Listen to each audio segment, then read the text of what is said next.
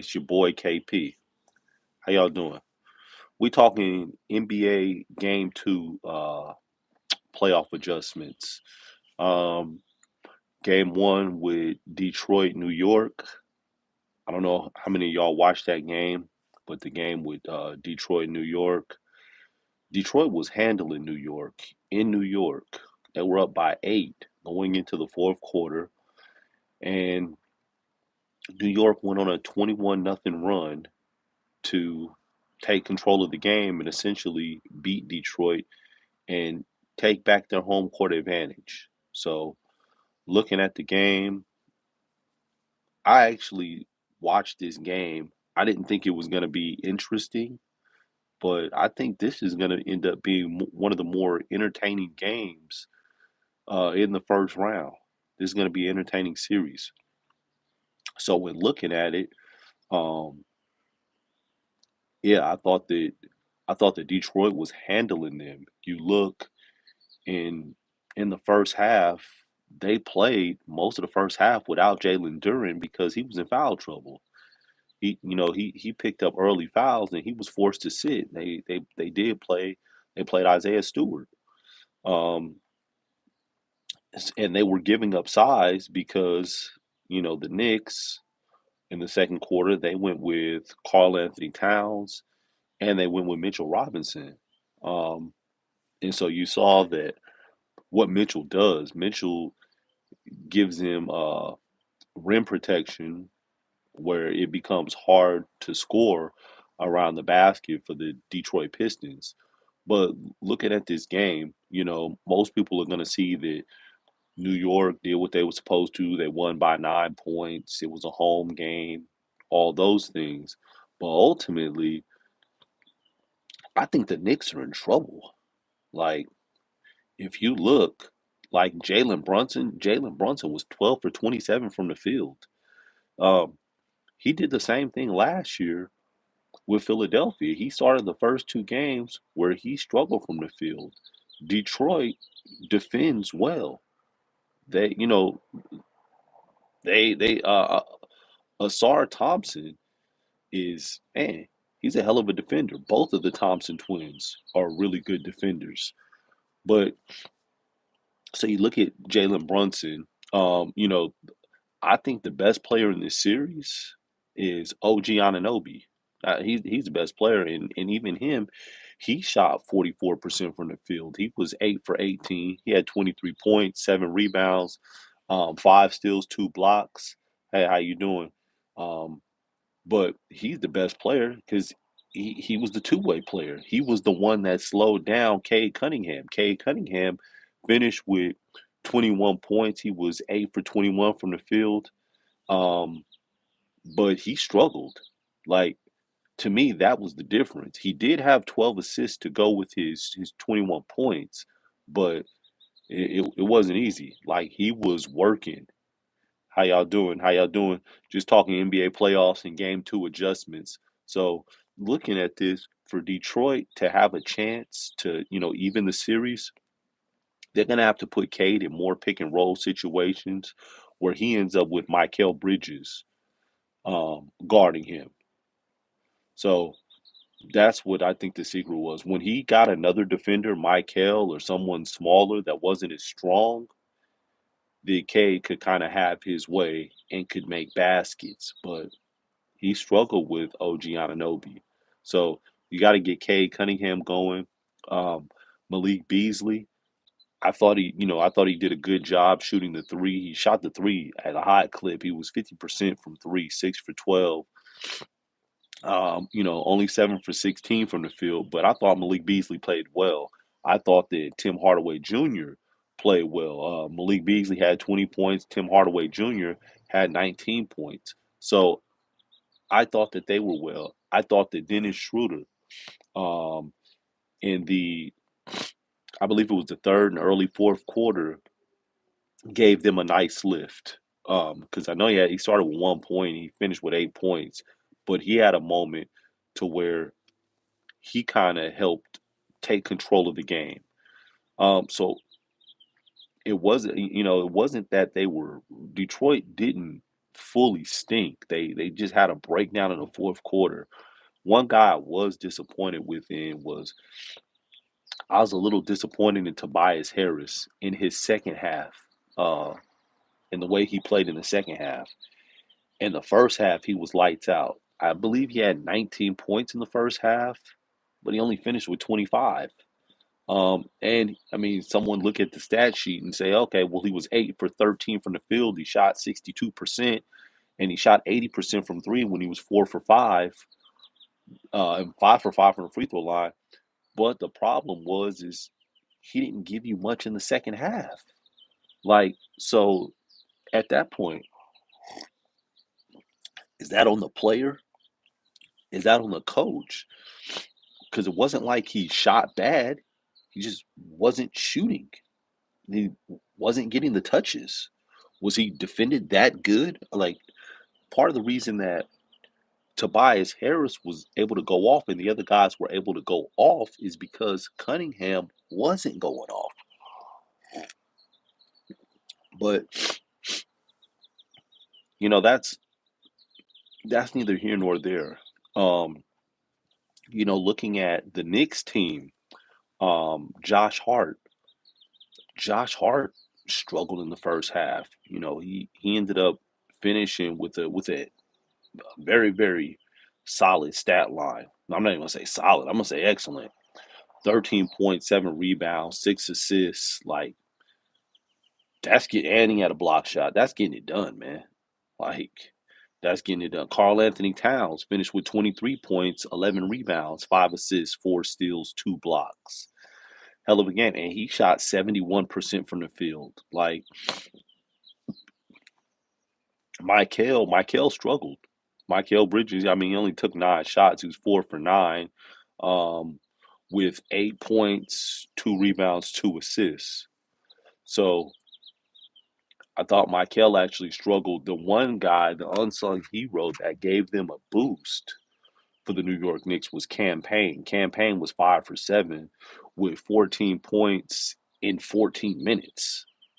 So you look at that, he was 3 for 5 from three. Um, he did have 1 assist, 1 steal, but you look like, is Cameron Payne gonna consistently give you more than Miles McBride?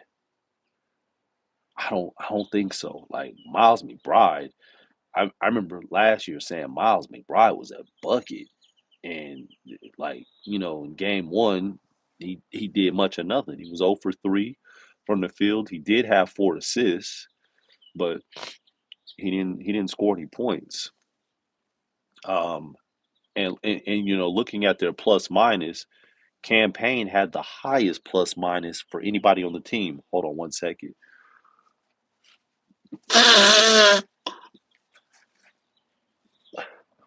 Excuse me. Allergies this morning.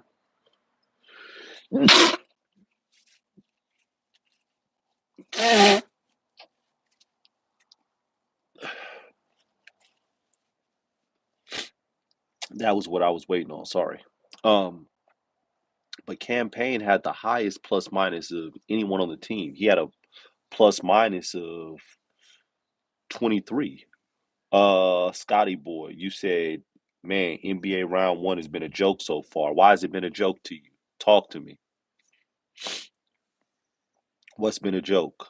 The and I want to talk about the other games, but right now I was just kind of talking about the two games that are going to happen tonight. We've got Detroit, New York, and then we've got the Clippers in Denver. They're going to play their second game tonight as well. So I was kind of recapping game one and some of the strategy that teams need to do for them to win in game two.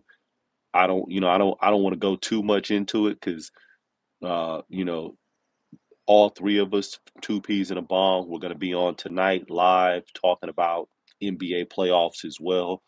But just wanted to give a recap of these two game ones and strategy as to how they can win going forward.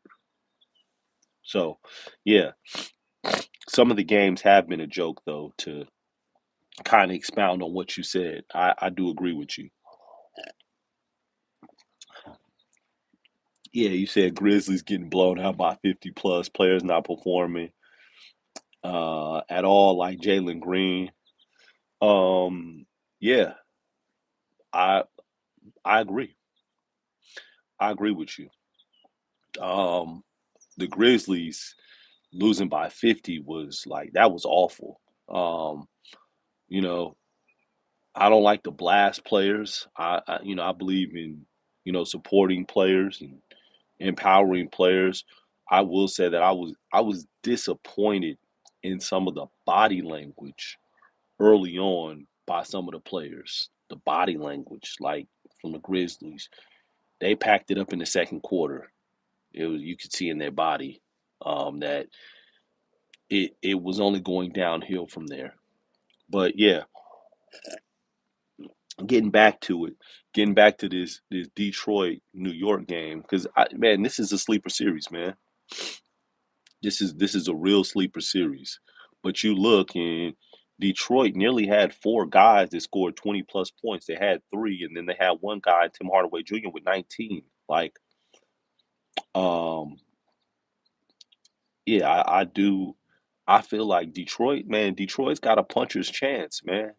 If you would have told me this before the series started, I'd have said, nah, Detroit don't have a chance. Now I'm looking at this and I'm saying this might be a 6 or 7 game series. And this ain't gonna be no easy win for New York. Scotty boy, you said Detroit gonna lose in 6 or 7. They they might they might lose in 6 or 7. Like I'm not okay. I'll give you that, but I don't. It's not gonna be no easy win, man.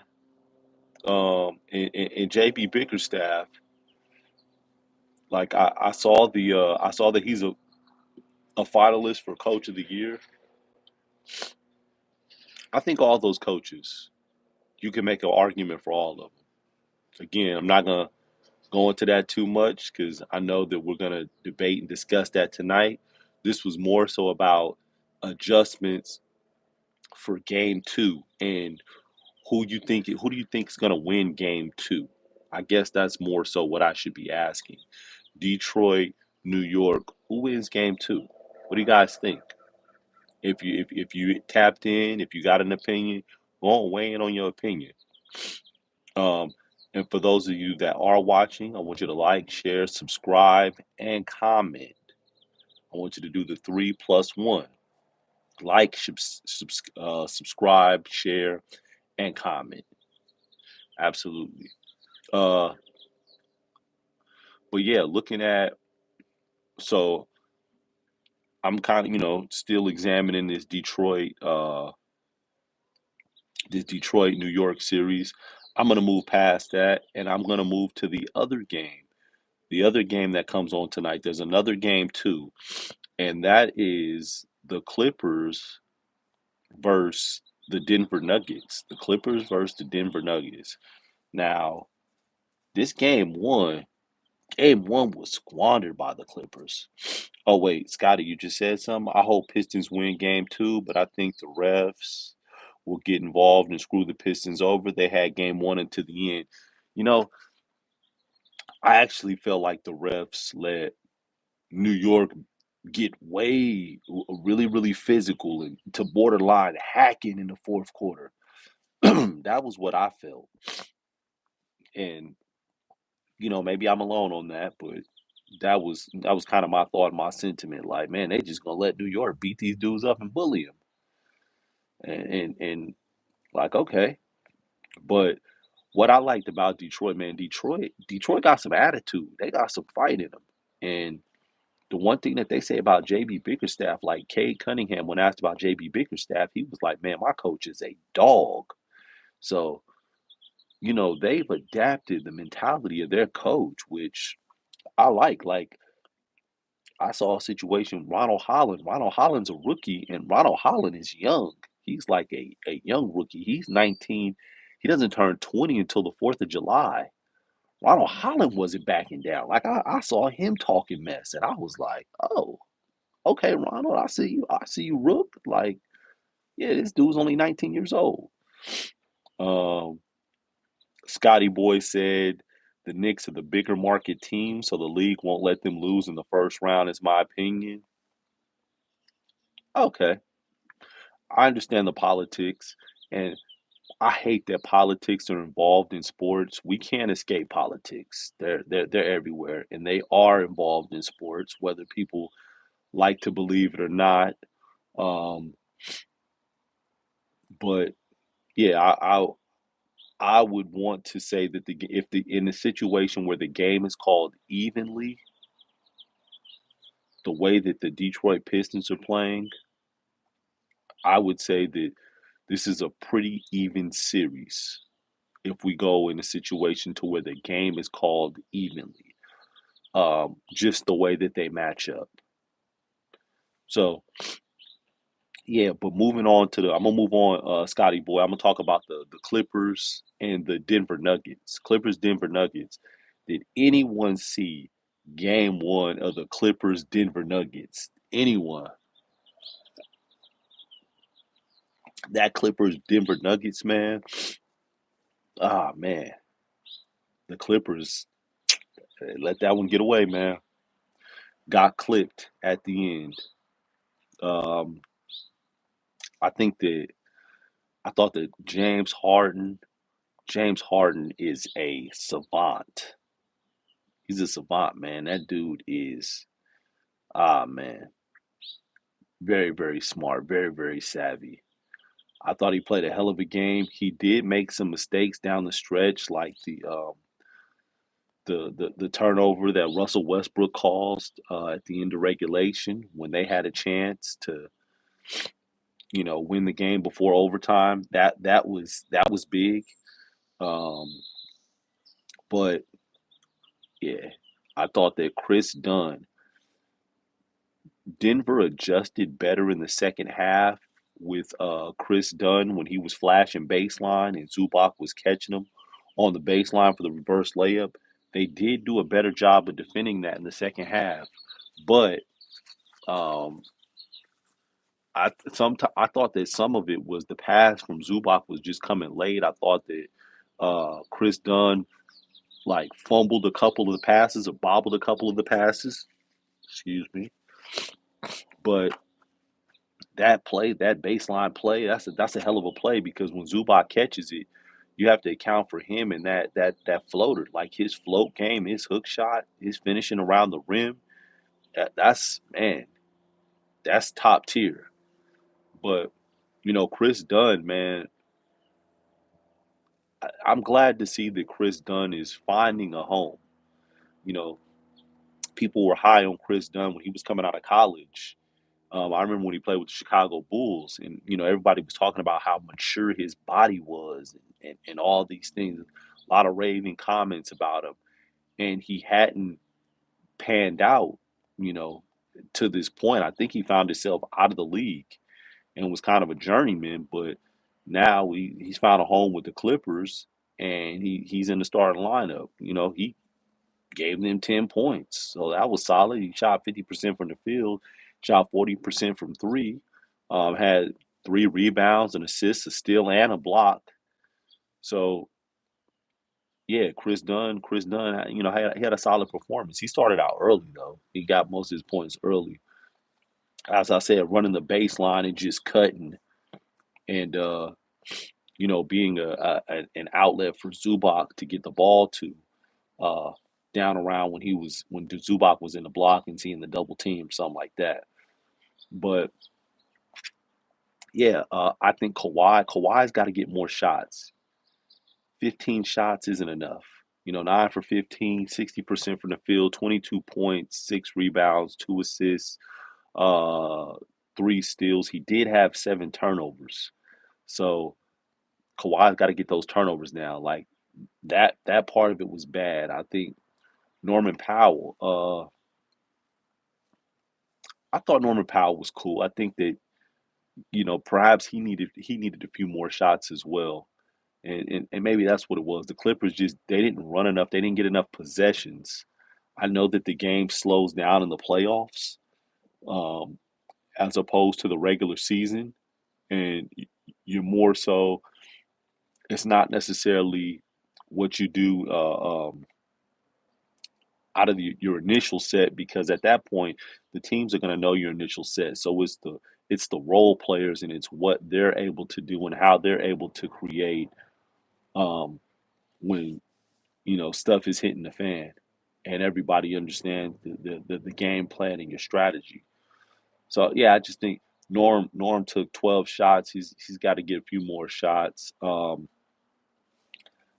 wasn't I'm not mad that Harden took 22 shots. I think some of them were bad shots though because he was trying to draw fouls and they weren't calling the fouls. I think in one possession in the third quarter, he had two shots where he forced trying to get a foul and didn't get the call. So they just turned into missed shots. It's like sometimes I just wish that players would make the simple play and play to score as opposed to playing to get the official to call the foul. That's the that's the hard thing about, you know, James Harden sometimes. But as I said, he is a savant. Like he is. Um, I thought Nicholas Batum hit a couple big 3 pointers, like a couple. He only had 9 points, but it was the timing of those 3 pointers that he hit where it was like, oh man, like they came to play. And then you see Ben Simmons. Sad story with Ben, man. Like Ben, number one overall pick. Uh, I really thought that when Ben was coming to the league, he was a transcending talent. Hold on.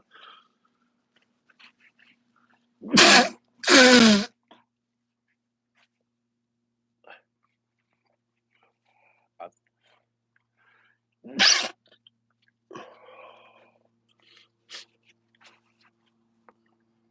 I thought he was a transcending talent, um, or he was going to be. And unfortunately, man, it didn't work out for him. And I'm glad that he's found a team after getting waived by Brooklyn, and he'll be able to play. So that's my disappointment with Ben. I still think that Ben can be effective though, man, and maybe I'm just too hopeful, but like at 6'10", the way that he runs, he moves, his athleticism, uh, able to push the ball, pass, defend, he could be a matchup problem. He really could. He does need to work on finishing around the basket, like just a floater, 5 footer. I think the league went wrong with like when they started trying to force him to shoot threes. Ben shouldn't have bought into that. Ben should have just played and just worked on finishing around the basket because that was something like at one point he was averaging 15 points a game. I mean, just think about that. This man averaged 15 points a game at one point, and now this man can't average 3 points. He was averaging 15 points at one point, and he wasn't able to shoot. Everybody knew he couldn't shoot, but he was just that athletic, and his mindset was different. You're telling me Ben Simmons now can't get you 6 points, can't get you 8 points in 13 minutes of play? I'm not buying that. Ben could do it. He could. Um, so yeah, but I got to get a little bit more from Ben. Ben played 13 minutes. You got to give more. You got to get more out of him. Um, Scotty Boy says, Rondo proved you don't need to know how to shoot to be great. I don't know why people were forcing him to shoot threes. Yeah, I don't know either.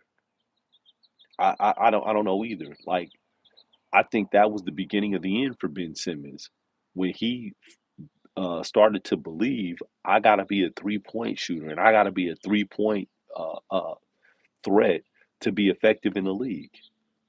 Like he was already effective. At one point, Ben Simmons was in the conversations for being a defensive player of the year. A lot of people forget that, but that was that was a real thing. Like Ben Simmons was a hell of a defender, and yeah, once once he started, like they showed. I remember they showed him working on shooting threes and training and doing skill work, and he's working on the threes, and I'm like, man, this don't even look right. He was setting up extra slow, looked like, I don't know, looked like he was holding the ball like he was shooting it with the wrong hand. It just it didn't look good, and it just seemed to go downhill more and more and more to where Ben just said, you know what, I don't even want to shoot anymore. It's like, dog, you're 6'10", athletic, broad shoulders, wide shoulders. Man, you can't shoot a hook shot from 3 feet away from the basket?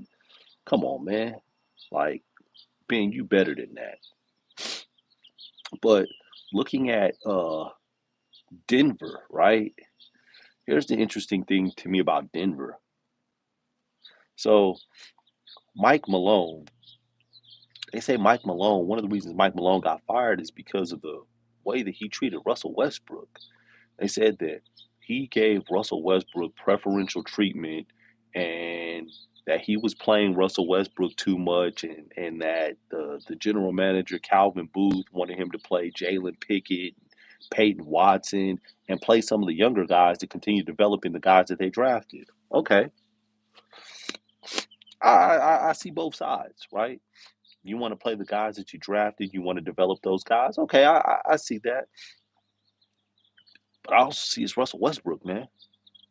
And sometimes guys just have to wait their turn. And Russell Westbrook, as much as the media tries to tear this man down, this is one player.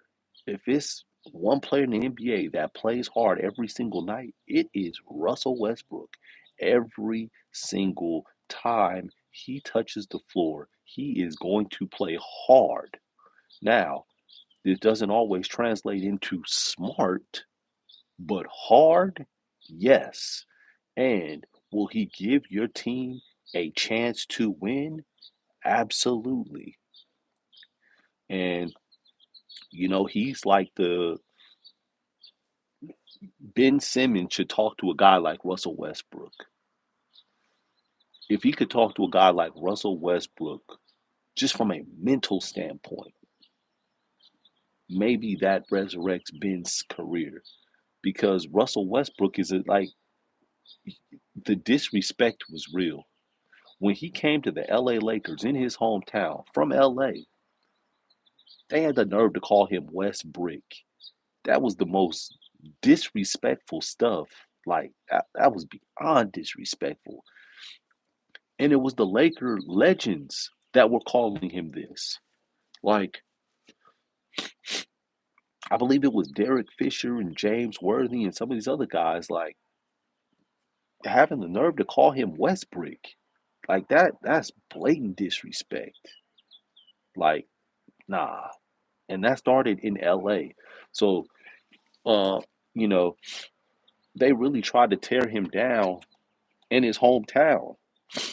And he left the Lakers, went to the Clippers, and even with the Clippers, it's like you're bringing him off the bench. Like, man, this guy should be starting. And then sometimes at the end of games, you're not playing him because you want to go with shooting. Um, it was unfortunate. So seeing him go to Denver and seeing Mike Malone have an appreciation for a player like Westbrook, like, yeah, and I did stress Westbrook. Like, I'm not calling him any other thing. He's Westbrook. Was actually refreshing. So I thought that was refreshing. I thought that Mike Malone was a hell of a coach, man. He's gonna land on his feet somewhere else. He will he will end up with a job somewhere else. Wouldn't be surprised if it's Memphis. But anyhow, um, looking at how Westbrook came through for him, man. His shooting, he was 5 for 17, so he didn't shoot good from the floor at all. He didn't, and he had 15 points. He did have 8 rebounds. Hold on,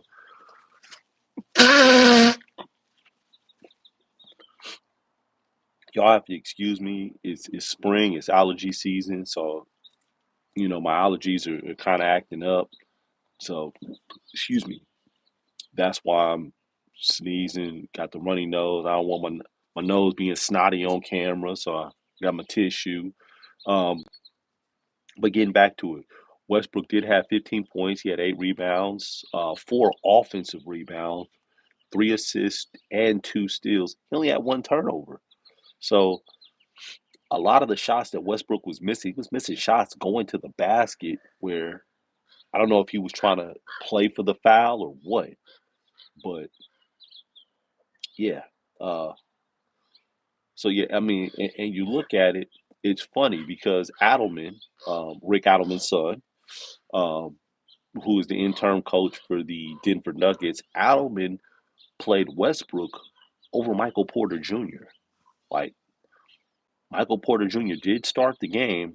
He did play close. He played 26 minutes, but down the stretch, he played Westbrook. Westbrook played 34 minutes. So he, played more than Michael Porter. Um, and you look, man, Aaron Gordon. Aaron Gordon played a hell of a game, man. He was 8 for 14, shot 57% from the field. He had 25 points. He had 8 rebounds. He had 2 steals. The thing with Aaron Gordon, though, did y'all see his face? Like nobody talking about that. Aaron Gordon had a black eye. Uh, you know, it's easy to get a black eye in basketball, obviously, because you get elbowed in the face or something like that. And you could have a black eye, you could have a cut, or you get fouled, hit across the face, in the nose area. That stuff happens. I've seen it happen with players. But his lip looked swollen too. Like, he had a swollen lip. So it was like, what the hell happened, Aaron? Why is your why is your eye black and your lip busted or swollen? Like, who the hell got you? Makes you wonder. Or, I mean, is that did him and Michael Porter get into it? I don't know. I was really wondering, like, what the hell happened with Aaron Gordon, and what the hell is going on with Aaron Gordon as to why he got a black eye? Because you look, the the media, they weren't even, the cameraman wasn't even trying to get Aaron Gordon's face. It was he. I remember he went to the free throw line. They wasn't trying to show his face. They was panning off to other people, and I'm like, uh-huh. When they're not showing you something that seems obvious, I feel like they're trying to cover something up. So that became the great cover up. Looking at that, Nikola Jokic, man, he is. That's a bad dude. That's a bad dude, man. 29 points, 12 assists, 9 rebounds. He did have the triple double, and they took the rebound away, man. There was a rebound he got in the fourth quarter. I believe because it was a controlled tip by Jamal Murray. They took the rebound away. It's it's weird, man. Some of these stats like rebounds and assists, they're really, really subjective. And it depends on the statistician. Sometimes they give you the stats, sometimes they don't. Like I've seen assists, like some people will tell you it's 2 dribbles or less. I've seen an assist given to a person in 3 dribbles. I've seen it to where you catch it in 2 dribbles, but they don't give it to you because you weren't in a scoring threat when you caught the ball. It's a real subjective stat. And for that man to get 12 of them is like, wow, that's incredible. Uh, you know, Christian Brown, he didn't shoot good from three, but he did shoot 50% from the field and he did have 11 points. Christian Brown played well. He played well. Jamal Murray. Jamal Murray struggled from the field, 7 for 20. He did shoot 43% from three. Scotty Boy said they only took the rebound away because a lot of people bet his triple double. You know what? I was one of the people, man. I I put in a $20 bet that he get a triple double. So yeah, I was one of those people. So I was hurt when they took that rebound away. Hurt. Um, but yeah, I mean Jamal Murray did finish with 21 points, but it wasn't effective. Um, One of the things that during the course of the game, I didn't understand why the Clippers stopped going with their pick and roll with like their high ball screen, their pick and roll for James Harden and Zubac. I didn't understand that. Like Denver clearly couldn't stop it, and the Clippers just stopped going to it. It was like what are you doing? Why don't you do what works? It's sometimes we overcomplicate things because we just don't do the simple things that are working and that are effective. But looking at this game two in Denver, who do y'all think is going to win game two out of the Clippers in Denver? That's my thought. Who do you think is going to win? Clippers shot 50% from the field, 36% from three. Denver shot 44% from the field, 33% from three. Um, but yeah, who do you think is going to win? The telltale was the free throws. Clippers shot 16 free throws, made 12, 75%. Denver shot 27 free throws, made 21. They shot 78%. Scotty Boy said he thinks the Clippers are going to win. I think the Clippers are going to win as well.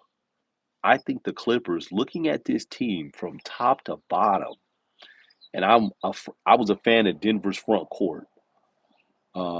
So let me say that from top to bottom, I think that the Clippers have the better team. I don't even think that they have to play the perfect game. You know, the Clippers had 21 turnovers and Denver had 17. So, hold on. So looking at that, it doesn't even have to be perfect. It don't have to be perfect at all. It's just don't turn the ball over as much. Instead of all the turnovers, let's turn some of those turnovers into shots, better shots. Like Kawhi Leonard, if Kawhi Leonard gets 20 shots, if he gets 20 shots and he makes 12 of them, because he shot 60%, he makes 12 of them, the Clippers win. If Kawhi Leonard goes 12 for 20, if he gets 20 shots and he can make 60% of them with James still doing James like things, if James doesn't have to get 32, if James gets 25, 26, if James could get 25 to 26 and Kawhi could get 20 shots, they'll win. Zub, I think Zubac, I've seen Zubac play throughout the course of this season. I know he leads the NBA rebounds. That man finished with 21 and 13. Zubac is not a fluke. Zubac is for real. Zubac is a force. And damn it, why the Lakers have to give up Zubac? Like, he's a force. Zubac isn't going anywhere.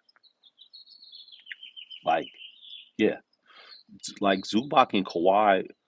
But my problem is that I don't think you can have Zubac and Kawhi taking the same amount of shots. They both took 15 shots. I think Kawhi needs a few more shots. And I understand that he probably has more shots if he doesn't get 7 turnovers. But that's, you know, that's it in a nutshell looking at that. And then to hold Jokic on 24 shots, he only made 12. Like, that's not going to happen all the time.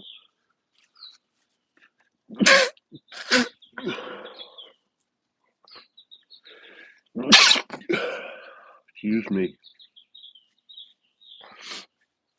As I said, it's allergy season, so I do apologize about that. But if you tuned in, I want you to like, share, subscribe, and comment. As I said, even with the comments, when you comment, we will talk back and we will engage with you when you do comment. And I'm not talking about the high and what country. I'm not talking about those kind of comments. I'm talking about engaging on the subject matter and the stuff that we're talking about. We will comment and we will engage with you. So, yeah. But looking at this, man, Peyton Watson, um, I don't think Peyton Watson is bad. I just think Peyton Watson just needs more time to continue to develop as a player. Jalen Pickett, it was that talk about wanting to play Jalen Pickett. He only played 5 minutes. Uh, and when he played his 5 minutes, they were minus 11. His plus minus is a minus 11. So you look at that. Peyton Watson's plus minus, his plus minus was minus 11. When you look at Russell Westbrook, his plus minus, he was a plus 7. They won by 2, and he was a plus 7. The person that had the highest plus minus on the team was Jamal Murray. Jamal Murray had a plus 12. What's his name? Michael Porter Jr. had a minus 8 as well. So that's another reason why Michael Porter Jr. wasn't playing. And then looking at the Clippers, Harden was at 0. Nicholas Batum was at a plus 5, and Ben Simmons was at a plus 5. The guys that had the highest minus, Zubac had a minus 8, and Chris Dunn had minus 7. Kawhi had a minus 2. So, not bad. Maybe you got to rest Zub a little bit more and play Ben Simmons a little bit more, um, because I think that's what part of it was. Part of it was Zub might have just played a little too much. 39 minutes. It was an overtime game, so you're saying out of what, 55 minutes? No, 53 minutes, because it's a 48-minute game plus 5 minutes overtime. So 53-minute game. He played 39 minutes. That's a lot for a big guy. That's a lot. Um, Nikola Jokic played 46 minutes. He plays at a slower pace. Um, but even at that point, there were times where he was gassed. But should be interesting tonight, man. Should be a very, very interesting game. Can't wait to tune in. So my bold picks for tonight, I'm going to say the Detroit wins. I'm going to go with both the road teams. Both the road teams win to tie this series up 1-1. And for those of you that are in here now, listening to the basketball talk, we're going to be back on live tonight. It's all three of us, DP, myself, KP, and Bong. All three of us are going to be on tonight. We're going to recap the playoffs. We're going to talk about the other game ones. We're going to recap today's games, and we're going to give our bold predictions on the playoffs. There also is going to be some NFL talk because the draft is coming up on Thursday. So if there's some football guys that like football, you're going to hear some football talk, but we're going to weigh in on a lot of this basketball, a lot of this NBA playoffs, and talking about all of the other games that happened throughout the course of this weekend, because it was a lot of games. Um, you know, so yeah, um, that's about it, man. I'm gonna probably tap back in, um, maybe in a couple hours, and talk about some college basketball, some transfer portal stuff. So yeah, I'll do that in a couple hours. But as of right now, I just wanted to talk about these two game ones that are going into game twos and what my predictions are for tonight's matchups. All right. Thank y'all for tuning in to this segment of Two Peas and a Bongs. KP talking about NBA playoffs. All right. If y'all don't have nothing else, I'm out. Peace.